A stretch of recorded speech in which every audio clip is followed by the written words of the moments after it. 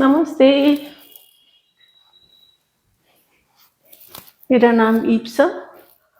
हम कर रहे हैं topic concave mirror. We are on the episode H of it and we are doing some numerical. We've already done one numerical on it in the previous video. Let's take up one more numerical for practice.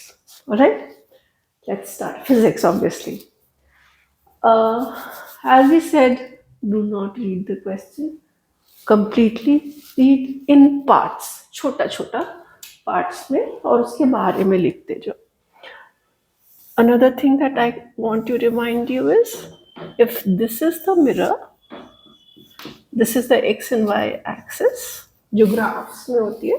So anything here is positive, anything here is negative, anything here is positive, and anything here is negative, like a normal graph. Just a reminder, because we need to put the signs. अपने आप डालने पड़ते हैं, वो लोग हमें science नहीं देते हैं. साइंस मतलब साइंस SINS नहीं, SIGNS, वो वाले साइंस हमें वो लोग नहीं देते. Alright, so let's start. An object, okay. Mirror का क्वेश्चन दिख गया तो हमें कुछ चीज़ें तो लिख ही लेनी चाहिए. हमें क्या क्या लिख लेना चाहिए?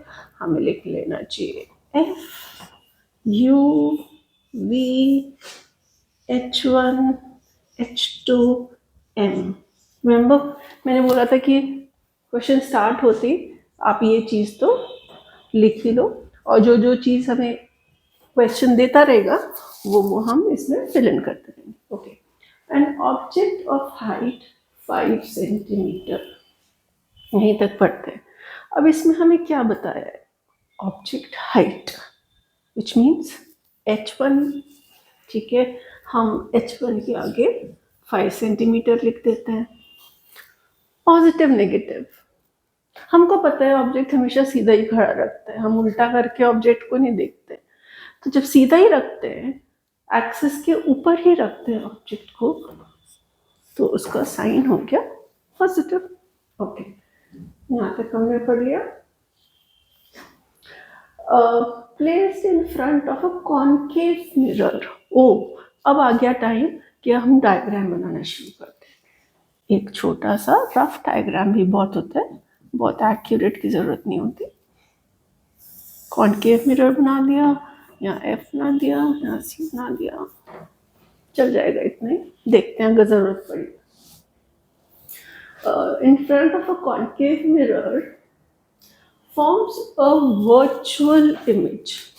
Okay, now remember one more thing.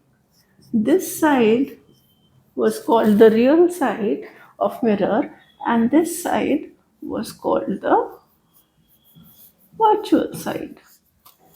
Remember? Okay, now forms a virtual image. Virtual image का मतलब इमेज अब इधर बनेगी. ठीक बात है. वर्चुअल के साथ आता है इरेक्ट हमेशा. It's a combo. Virtual in erect, virtual in erect, real inverted, real inverted. तो वर्चुअल के साथ हमेशा इरेक्ट बनेगी, तो हम लिख इरेक्ट और वर्चुअल इमेज बना देते हैं. कहीं पे भी, हमें नहीं पता कहाँ बनानी, बना दी, पर वर्चुअल साइड पे बनाइए. ठीक है. Forms a distance at a distance of 60 centimeter from the mirror. क्या चीज है 60 सेंटीमीटर पे? Image is at 60 centimeter from the mirror. मतलब ये डिस्टेंस जो है ये 60 सेंटीमीटर है, और इसको कहते क्या है? इमेज डिस्टेंस को कहते क्या है? V. V के सामने हम रख देते हैं 60 सेंटीमीटर. ओके, अब साइन लगाना है पॉजिटिव नेगेटिव. राइट साइड पे, राइट साइड पे positive. I missed something. Oh, an object of height 5 centimeter placed 20 centimeter in front of a mirror. The object is placed at a distance of 20 centimeter from the mirror. एफर्ट सीन में नहीं बनाते क्योंकि हमें उनकी values नहीं पता. हम बस एक ऑब्जेक्ट बना देते हैं. एक ऑब्जेक्ट बना दिया ए बी और उसका डिस्टेंस फ्रॉम द मिरर मतलब ये चीज इज 20 सेंटीमीटर. राइट. सो ये इसको क्या कहते हैं? Object distance which is u which is 20 centimetre. अब ऑब्जेक्ट लेफ्ट पे है, मिरर से इधर है, तो साइन क्या लगेगा? नेगेटिव. ग्राफ्स में भी तो ऐसे ही होता है, इस तरफ जो होता है वो नेगेटिव. ओके.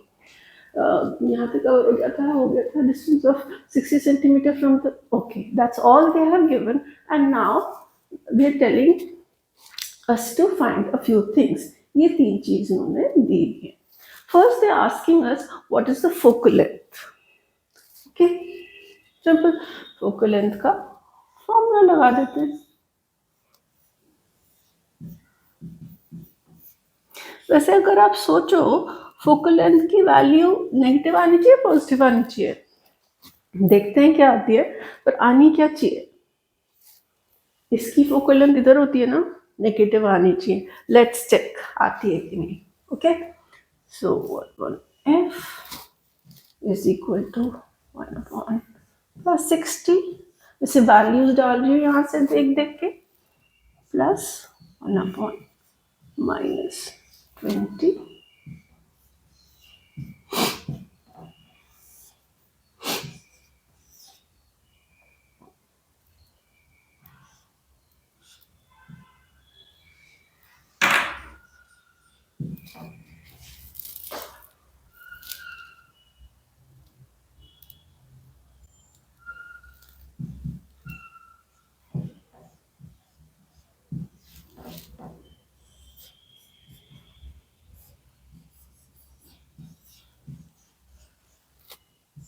आई होप इसका मैथमेटिक्स आपको क्लियर हो गया होगा.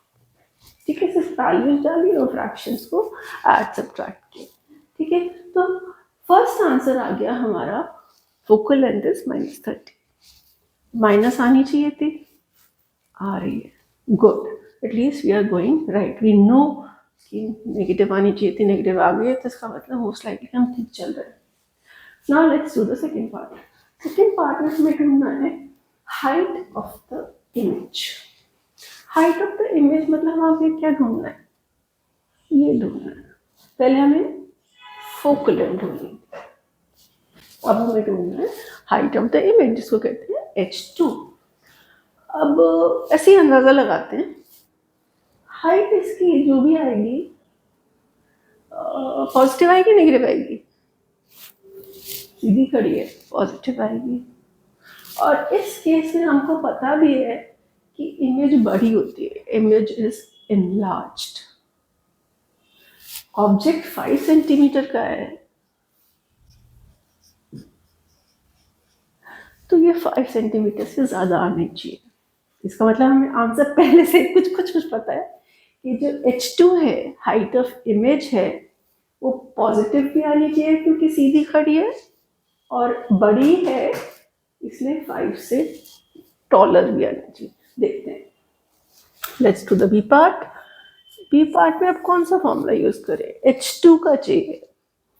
You can use -b/u is equal to h2/h1.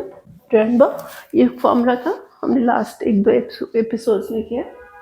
अब मैं सिर्फ वैल्यूज डाल रही हूँ. -60, u की वैल्यू -20, h2 हमें ढूंढना है, h1 इज +5. ठीक है. अब इसको हम सॉल्व कर लेते हैं. h2 की वैल्यू आ गई 15 सेंटीमीटर. अब देखो, पॉजिटिव भी आई है और 5 से ज्यादा भी आई है. That means we are again good. Carrying on well, mistakes नहीं हो रही है, जो हम सोच रहे हैं, प्रिडिक्ट कर रहे हैं, वो सच होते जा रहा है. So the second answer is how much will be the height of the object, it will be 15 centimetre. अब बस लास्ट छोटा सा बचा है, what is magnification. That is very simple. C part अगर हम करेंगे, मैग्निफिकेशन की वैल्यू कुछ भी यूज कर दो, ये वाला फॉर्मूला यूज कर ले, आसान रहेगा. H2 की वैल्यू अभी हम लोग निकाली है 50, और H1 की वैल्यू, ऑब्जेक्ट की वैल्यू 5. तो मैग्निफिकेशन की वैल्यू हो गई +3.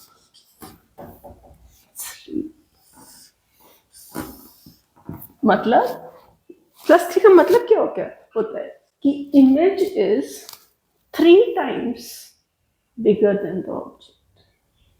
That is what magnify, बड़ा करना, मैग्निफिकेशन, बड़ा करना किसी चीज को. 3 मतलब 3 times बड़ा करना. तो जो इमेज है that is 3 times as big as the object. Hope this numerical is clear. Okay, that's it. We'll conclude this episode and continue with next ones.